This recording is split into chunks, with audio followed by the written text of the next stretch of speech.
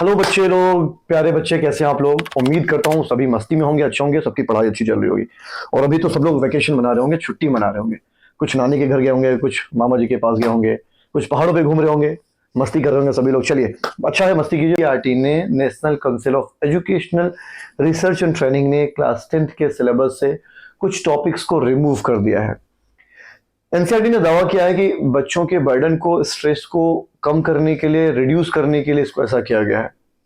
Covid pandemic के दौरान कुछ सिलेबस के कुछ पार्ट्स को रिमूव किया गया था ताकि बच्चों को एग्जाम देने में थोड़ी सी सहूलियत हो और उनको थोड़ा उनका टेंशन कम हो जाए। तो उसी पेंडेमिक के दौरान जो सिलेबस के अंदर रिडक्शन हुआ था, जो पोर्शन काटे गए थे, जैसे पीरियोडिक टेबल को रिड्यूस किया गया था, तो अब एनसीईआरटी ने उसे हमेशा के लिए रिड्यूस करने का दावा किया है और क्लास 10th के सिलेबस से periodic table, modern periodic table को हटा दिया गया है। बहुत शॉकिंग खबर है, थोड़ी सोचने वाली खबर है, क्योंकि पीरियोडिक टेबल केमिस्ट्री के कॉन्सेप्ट को समझने के लिए पहला पड़ाव होता है स्टूडेंट्स के लिए, जहां से वो लोग थ्योरी को समझ पाते हैं, केमिस्ट्री के बारे में चीज़ों को समझ पाते हैं, एलिमेंट्स के बारे में, टाइप्स ऑफ एलिमेंट्स के बारे में। पीरियोडिक टेबल के अंदर डिफरेंट डिफरेंट एलिमेंट्स को कैटेगराइज करके रखा गया है। Alkaline metal, alkaline earth metal, halogen group, inert gas. So metals अलग है, नॉन मेटल अलग है। तो इस तरह से उसको सिस्टमेटिक वे में अरेंज करके एलिमेंट्स को रखा गया है। लेकिन एनसीईआरटी ने सर्कुलर जारी किया है कि अब 10th क्लास के सिलेबस में पीरियोडिक टेबल को टीचर्स नहीं पढ़ाएंगे और इसको हटाया गया है। थोड़ा शॉकिंग है, क्योंकि बेसिक कॉन्सेप्ट को समझने के लिए बहुत इंपॉर्टेंट है। के घर गए होंगे, कुछ मामा जी के पास गए होंगे, कुछ पहाड़ों पे घूम रहे होंगे, मस्ती कर रहे होंगे सभी लोग। चलिए, अच्छा है, मस्ती कीजिए, मौज मस्ती कीजिए, लेकिन पढ़ाई को मत छोड़ना, कंसिस्टेंसी से मेहनत करते रहना। बीइंग अ टीचर मेरे लिए भी बहुत शॉकिंग था इस चीज को। एनसीईआरटी ने हमेशा के लिए इसको रिमूव कर दिया है। थोड़ा सा अजीब था, क्योंकि पेंडेमिक के दौरान तो एक पॉइंट वैलिड थी कि पेंडेमिक के दौरान बच्चों के स्ट्रेस को कम करने के लिए, रिड्यूस करने के लिए, टेंशन को थोड़ा कम करने के लिए, बर्डन को कम करने के लिए उसको रिड्यूस किया गया था। लेकिन एनसीईआरटी ने सर्कुलर जारी किया है कि उसको हमेशा के लिए रिड्यूस किया जा रहा है। आपको बताता चलूं कि 2022 के सेशन में लगभग 68 लाख स्टूडेंट जो 10th क्लास पास करके जिन्होंने 11th में एनरोलमेंट लिया था, 2022 के सेशन में लगभग 68 लाख स्टूडेंट ने नॉन साइंस को ऑप्ट किया था, मींस कॉमर्स और आर्ट साइड्स को। और जो बचे हुए जो 1.5-1.25 करोड़ बच्चों में लगभग 1.25 करोड़ स्टूडेंट ने क्लास 10 का एग्जाम दिया था, पास किया था उन्होंने। इंक्लिनेशन ग्राफ डाउन होता जा रहा है। स्टूडेंट मतलब most of the student they are following towards commerce and art side. So इसका मतलब ये हुआ कि कहीं ना कहीं साइंस के अंदर या साइंस स्ट्रीम के अंदर कुछ जो चीजें बार बार इम्प्लीमेंटेशन, कभी हटाना, कभी किसी चीज को इम्प्लीमेंट कर देना, ये चीजें चल रही है। इस वजह से थोड़ी बच्चों के अंदर परेशानी हो रही है। अभी भी बच्चे बहुत से कंफ्यूज हो रहे हैं कि कब कौन सी सर्कुलर आ जाएगी, कुछ खबर नहीं है। कब किस पार्ट को, किस पोर्शन को रिमूव कर दिया जाएगा, किसी को खबर नहीं है। सो मोस्ट फ्रीक्वेंटली पिछले कई महीनों से देखा जा रहा है कि कुछ चीजें रिमूव हो रही है, कभी इंप्लीमेंट हो रहा है, कभी रिडक्शन हो रहा है।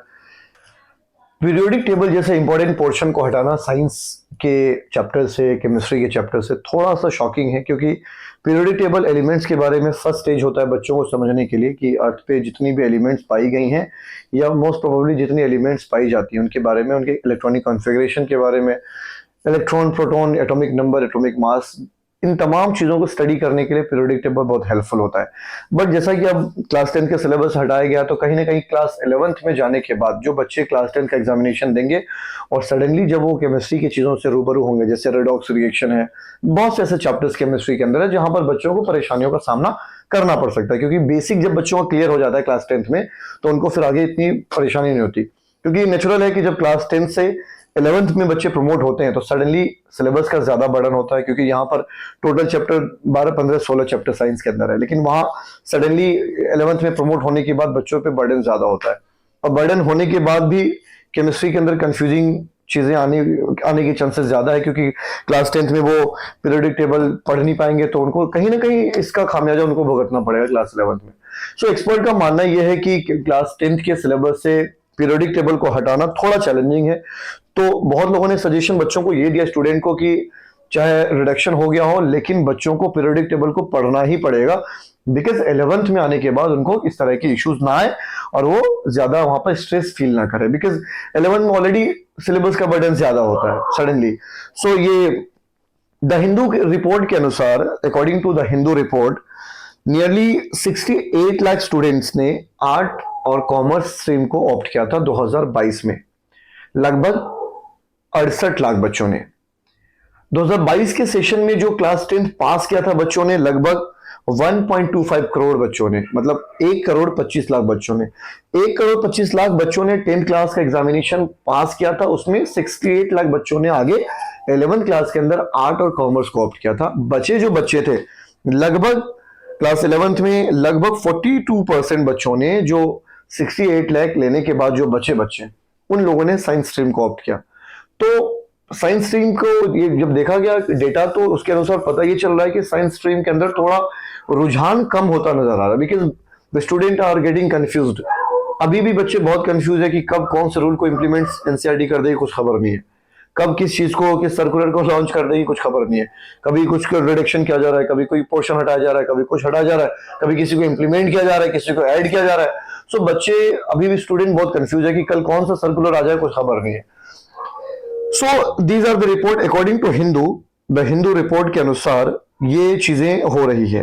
The predictable and the logical organisation of element is fundamental to the understanding of chemistry. To leave that out is not preparing students adequately for things they may have to learn in future.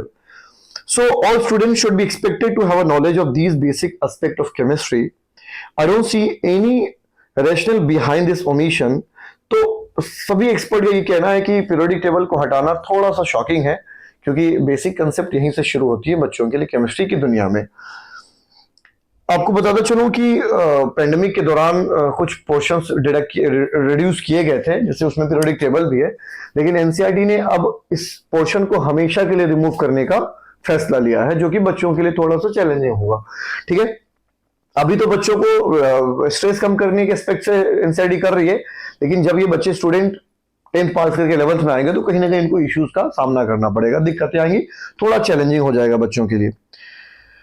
तो according to Hindu आपको बताता चलूं कि NCERT ने और भी बहुत सारी चीजों के अंदर जो है हस्तक्षेप किया है, रिडक्शन किया है, जैसे कि कंट्रोवर्शियल कुछ ओमिशंस भी हुए हैं एनसीईआरटी के अकॉर्डिंग। जैसे एनसीईआरटी ने मौलाना अबुल कलाम आजाद से के रिलेटेड जो चीजें थी उसको भी डिलीट किया गया है, वहां से हटाया गया है। ठीक है, इंडिया फर्स्ट जो एजुकेशन मिनिस्टर मौलाना अबुल कलाम आजाद, तो वो हटाया गया वहां से, और ये चीजें चलती आ रही है। एंटायर चैप्टर जो मुगल एम्परर का था वो उसको भी हटाया गया है। मुगलों के दौर की जो बातें थी, जो ऐतिहासिक चीजें थी हिस्टोरिकल, उसको भी रिमूव कर दिया गया है।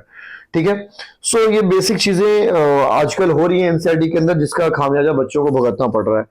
सो सबसे मेन इंपॉर्टेंट चीज आप बच्चों के लिए ये जरूरी है कि आप क्लास 10th के बर्डन को कम करने के एस्पेक्ट से आप नहीं पढ़ेंगे, लेकिन कहीं ना कहीं 11th में दिक्कतें आएंगी बच्चों को। सो मेरा सजेशन ये रहेगा बच्चों को कि पीरियोडिक क्लासिफिकेशन ऑफ एलिमेंट्स या जो भी पीरियोडिक टेबल है, ठीक है, उसको आप अपने एकेडमी में ऐड करके चलें, और इसके लाख आपके सिलेबस में ना हो, लेकिन इसको कहीं ना कहीं लेके चलना है। ठीक है, इसी तरह आपकी जो जेनेटिक साइंस है, हेरिडिटी एंड एवोल्यूशन, उसमें से एवोल्यूशन वाला जो पार्ट है, डार्विन का जो थ्योरी है, डार्विनिज्म, ठीक है, उसको भी रिमूव किया है एनसीईआरटी ने। और उसके बाद सोर्स ऑफ एनर्जी है, रिन्यूएबल सोर्स ऑफ एनर्जी है, तो जो आपके आवर एनवायरमेंट चैप्टर के अंदर जो टॉपिक्स है उसको भी एनसीईआरटी ने रिमूव किया है। So there are lot of topics and several topics जिसको एनसीईआरटी ने रिमूव किया है, लेकिन वो कहीं ना कहीं बच्चों के लिए बहुत इंपॉर्टेंट टॉपिक है। ठीक है, क्योंकि उसके बेसिक चीजें वो आगे आपको क्लासेस में मिलने वाली है। ठीक है, सो मेरे लिए पर्सनली बहुत शॉकिंग था इस चीज को सुनना कि एनसीईआरटी ने पीरियोडिक टेबल जैसे इंपॉर्टेंट टॉपिक को रिमूव कर दिया है। सो थोड़ा चैलेंजिंग बच्चों के लिए होगा। तो मैं यही बोलूंगा कि 11th में जब आप आएंगे तो 11th के अंदर ऑर्गेनिक केमिस्ट्री का एक पूरा एक ब्रह्मांड कह सकता हूँ, पूरा वहां पर साम्राज्य है। रिडॉक्स रिएक्शन है, वहां हम पढ़ेंगे रिडॉक्स रिएक्शन के बारे में। सो ये ऐसे चैप्टर्स है जहां पर एलिमेंट्स के बारे में आपको पता होना पहले से ही बहुत जरूरी है, लेकिन कहीं ना कहीं पीरियोडिक टेबल के हटने के बाद, एक इंपॉर्टेंट टॉपिक के हटने के बाद बच्चों को दिक्कतें आएंगी। तो मैं सजेशन यही दूंगा बच्चों को, स्टूडेंट्स को जो क्लास 10th में इस वक्त हैं, वो इवन ये पीरियोडिक टेबल वाली जो चीजें हैं एलिमेंट से रिलेटेड क्लास 9 से भी रिमूव किया गया है। सो ये थोड़ा सा चैलेंजिंग होगा 9th वाले बच्चे जब 10th में आएंगे तो उनको भी इश्यूज आएंगे, क्योंकि 9th में जब बच्चे एलिमेंट्स के बारे में पढ़ के आते हैं उनके बारे में पहले से नॉलेज होती है, electronic configuration, structure of atom shell के बारे में, इलेक्ट्रॉन्स का कन्फिग्रेशन क्लियर होता है, एटॉमिक नंबर, एटॉमिक मास के बारे में नॉलेज होती है। तो क्लास 10th में आने के बाद केमिस्ट्री का जो पहला चैप्टर होता है केमिकल रिएक्शन एंड इक्वेशन, वहां पर बच्चों को दिक्कतें नहीं होती केमिकल इक्वेशंस को लिखने में, केमिकल रिएक्शन के बारे में स्टडी करने में। ठीक है, तो ये चीजें बहुत दिक्कतें आएंगी। 9th से जो 10th में आएंगे उनको प्रॉब्लम आ सकती है, और 10th से जो बच्चे हैं, क्योंकि 10th क्लास के अंदर teachers periodic classification of element जो चैप्टर है उसको बिल्कुल एलेबोरेट फॉर्मेट, डिटेल फॉर्मेट में टीचर्स पढ़ाते हैं।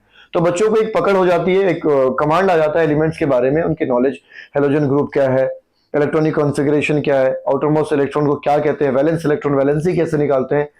क्योंकि ऑक्सीडेशन रिडक्शन जब आप पढ़ेंगे रेडॉक्स रिएक्शन क्लास 11 के अंदर जो चैप्टर है, वहां पर हम लोग loss of electron, gain of electron की बात करते हैं। तो इस टॉपिक को बच्चे वही कर पाते हैं जिनको एलिमेंट्स के बारे में, पीरियोडिक टेबल के बारे में अच्छी नॉलेज होती है। सो कहीं ना कहीं थोड़ी सी दिक्कतें आ सकती हैं, लेकिन एनसीईआरटी है, उनका राज है भाई, तो क्या ही कह सकते हैं। सो उम्मीद करता हूं बच्चों आप लोग जो भी चीजें, नई चैलेंजिंग चीजें आएंगी उसको आप अच्छे से टैकल करेंगे और ईमानदारी से, कंसिस्टेंसी से पढ़ाई करेंगे। ये चीजें आती जाती रहेंगी, लेकिन आप सबसे रिक्वेस्ट है आप अपने पास से डाइवर्ट नहीं होना। जो होना होगा आने वाले 1-2 महीने में क्लियर हो जानी है। आपके पास 5-6 महीने पढ़ने के बचेंगे और 5-6 महीने में आप आग लगा सकते हैं। आप अपने आप को 5-6 महीने में पूरी तरह तैयार कर सकते हैं। So don't worry and give your best and stay consistent and do hard work. Thank you so much, thank you so much for watching zeal India education by Sonu sir. मैं आपका सोनू सर आपसे अलविदा लेता हूं। बाय बाय, धन्यवाद, जय हिंद, जय भारत।